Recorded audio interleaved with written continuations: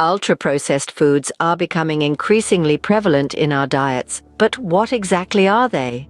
When we speak of ultra-processed foods, we're referring to foods that have undergone multiple stages of processing, transforming them far from their original natural state. These are foods that have been subjected to a series of mechanical and chemical procedures designed to enhance their flavor, extend their shelf life, or simply make them more appealing to the consumer. These foods are omnipresent in modern diets, often disguised under attractive packaging and marketed as convenient, time-saving solutions. You'll find them lining the shelves of your local supermarket, making up the majority of the fast food menu, and even lurking in places you'd least expect, like your morning cup of instant coffee. Let's delve a bit into the types of foods that fall into this category. Ultra-processed foods encompass a broad range of products. This includes everything from pre-packaged snacks, sugary drinks, and ready-to-eat meals, to industrially baked goods, reconstituted meat products, and instant noodles. They're typically high in sugar, salt, and unhealthy fats, and low in fiber and essential nutrients. Even the bread you buy from your local store, if it's soft, perfectly square, and stays fresh for an unusually long period, it's likely ultra-processed. These foods are designed for their convenience and palatability, not for their nutritional value. And while they might save us time in the short run, their long-term effects on our health can be significant. Now that we understand what ultra-processed foods are, it's important to delve into why they may pose a problem.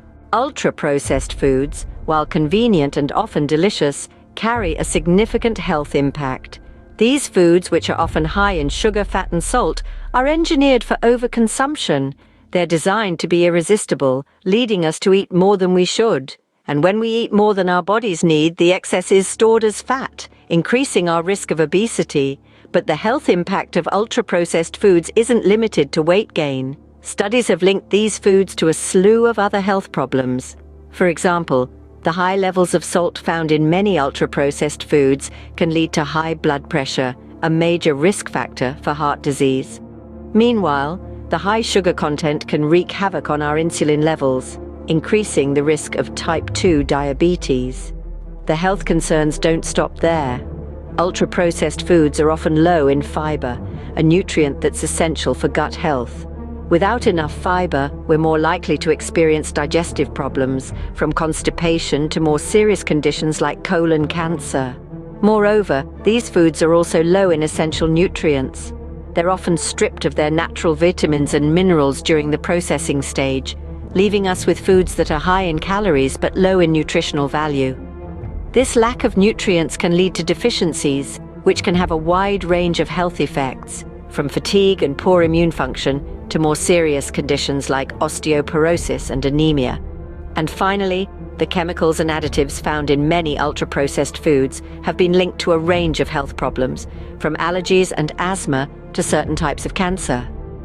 These chemicals can also disrupt our hormones, leading to a range of health problems, from mood swings and sleep problems to more serious conditions like infertility and certain types of cancer.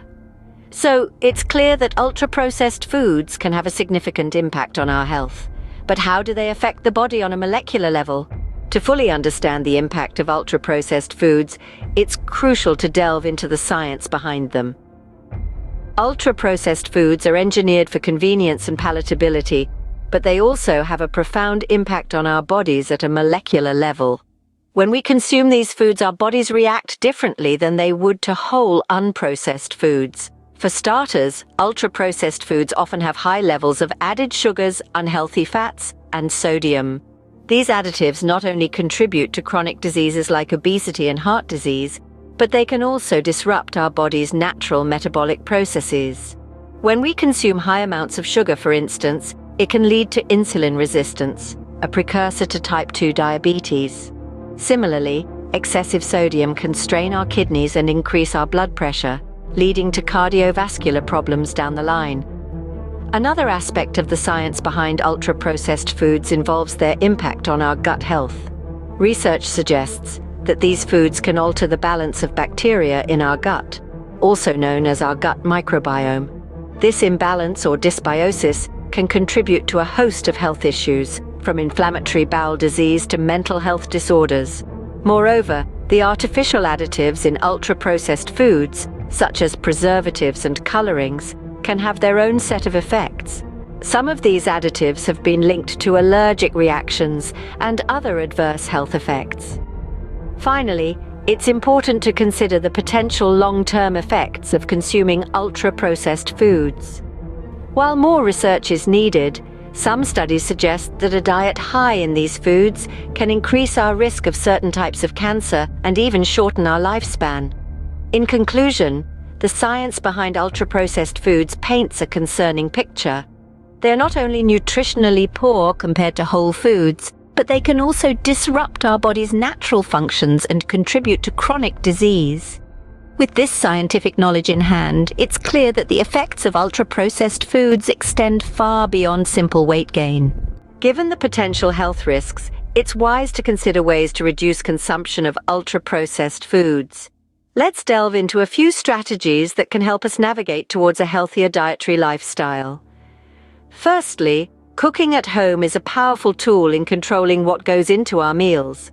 By preparing our own food, we gain full control over the ingredients used, allowing us to limit the amount of sugars, salts, and unhealthy fats. Plus, it's a fantastic opportunity to explore new recipes and get creative in the kitchen. Next, understanding what's in our food is crucial. Look for products with fewer ingredients and those that you can recognize and pronounce. The fewer the ingredients, the less processed the food is likely to be. Another strategy involves becoming more mindful of our food choices. Whenever possible, opt for whole foods. These are foods that are as close to their natural state as possible. Think fruits, vegetables, legumes, whole grains, lean proteins, and healthy fats. These foods provide a wealth of nutrients without the added sugars and preservatives found in ultra-processed foods. Lastly, remember that it's not about perfection but progress. It's okay to enjoy your favorite processed treat occasionally. The goal is to make better choices most of the time. It's all about balance and finding what works for you. Remember, small changes can make a big difference. Start by swapping out one ultra-processed food in your diet for a whole food alternative. Gradually, as these small changes become habits, you'll find yourself naturally gravitating towards healthier options. While it may be challenging to completely eliminate ultra-processed foods from our diets, even small changes can have a significant impact on our health.